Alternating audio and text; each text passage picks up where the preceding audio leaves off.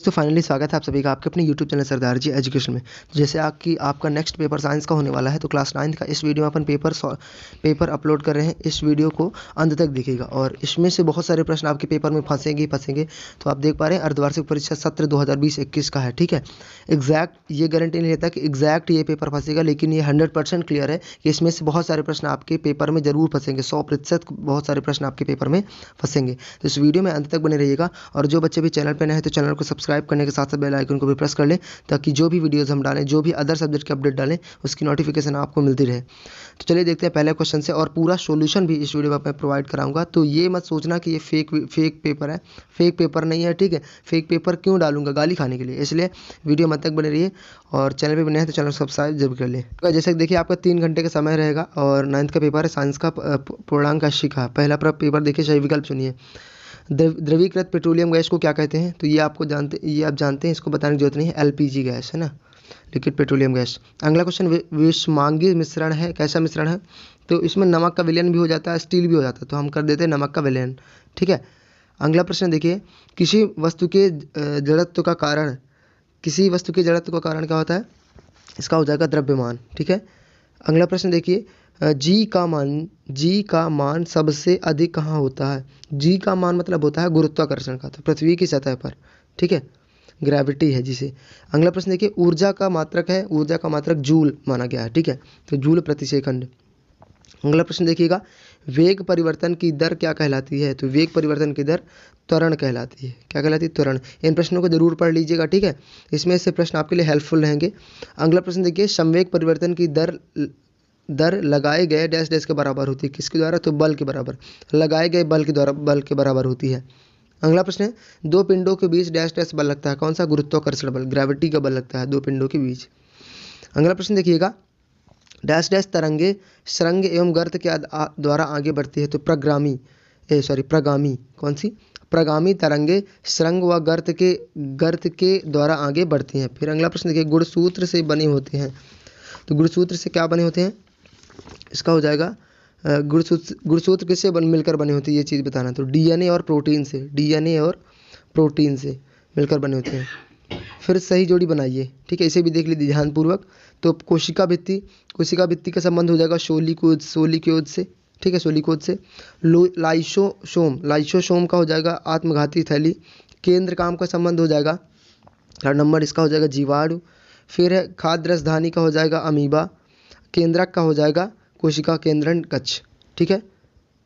हाँ, फिर आगे बढ़े, एक वाक्य में उत्तर दीजिए। अगला प्रश्न देखिए, अशुद्ध जल को किस विधि से प्राप्त किया जाता है? तो अशुद्ध जल को कई सारी विधियां, जैसे उबालना बोल सकते हैं, उबाल कर, ठीक है। और फिर इसके साथ रेडिएशन की विधि, आवासन, आसवन, ठीक है। फिर अगला प्रश्न देखिएगा, शुद्ध जल का क्वथनांक क्या होता है? तो शुद्ध जल का क्वथनांक 100 डिग्री सेल्सियस होता है, ठीक है, 100 डिग्री सेल्सियस। एक मोल में कितने कण होते हैं? तो 6.02214, ठीक है, 6.02214। अगला प्रश्न देखिएगा, श्रम विभाजन किस जंतु में होता है? तो श्रम विभाजन संघ सिलिट्रेटा, ठीक है। एक चीज़ और कि अगर ये हाफ ईयरली में नहीं ये तो कन्फर्म है कि आपके हाफ ईयरली एग्जाम में कुछ ना कुछ प्रश्न तो जरूर फंसेंगे। साथ ही साथ इसके साथ आपके फाइनल बोर्ड्स के लिए बहुत ही ज़्यादा जरूरी प्रश्न इसमें दिए हुए हैं, तो इनको पढ़ लेना बहुत ही महत्वपूर्ण है। मैं आपको बताते जाऊँगा कि वे कौन सा वेरी मोस्ट इंपॉर्टेंट क्वेश्चन है, जो कि आपको हाफ ईयरली के साथ साथ मेन बोर्ड्स में भी काम करेगा। अगला प्रश्न देखिएगा, सरल आवर्त गति का उदाहरण दीजिए। तो सरल आवर्त गति का उदाहरण क्या हो सकता है? पेंडुलम की गति, ये सरल आवर्त गति का उदाहरण है, ठीक है। फिर इसके बाद आपको इन प्रश्नों को देखते लेना है।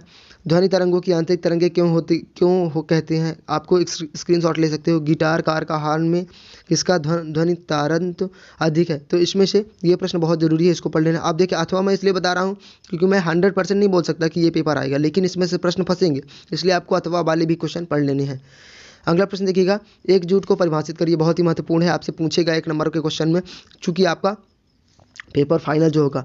फिर अगला, वस्तु की गतिज ऊर्जा क्या होती है? ये भी पढ़ लेना है। गुरुत्वाकर्षण, बहुत ही महत्वपूर्ण प्रश्न, गुरुत्वाकर्षण का सार्वत्रिक नियम बताइए, सार्वत्रिक।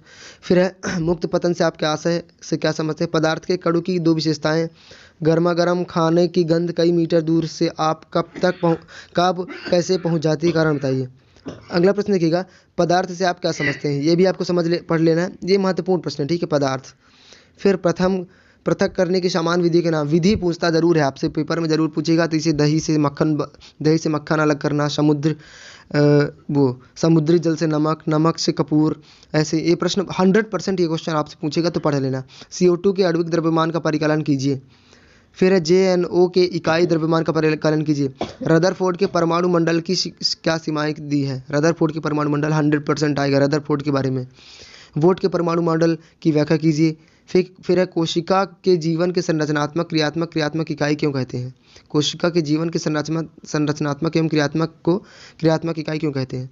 फिर है प्लाज्मा झिल्ली का वर्णात्मक परागम्य झिल्ली क्यों कहते हैं? एरिओलर ऊतक के क्या कार्य हैं? कितने प्रकार के तत्व मिलकर जाइलम ऊतक का निर्माण करते हैं?